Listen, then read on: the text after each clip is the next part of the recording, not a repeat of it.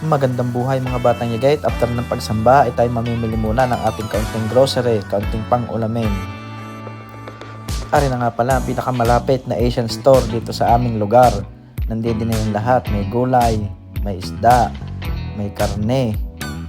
Ari nga pala ang aking co-pilot. Yan. Pumunta na kami din sa mga seafoods at pipili kami ng ilan. Ari naman ang beef section, pas muna tayo diyan. Pork section tayo kukuha ng kaunti. Kukuha na din tayo dito ng ating mga pampalasa. Hanap tayong tom yum paste.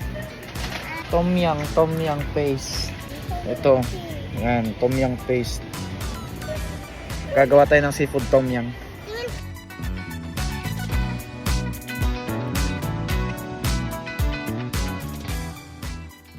Okay na mga batang yagay, sasapat na yung ating pinamili sa loob ng 2 linggo.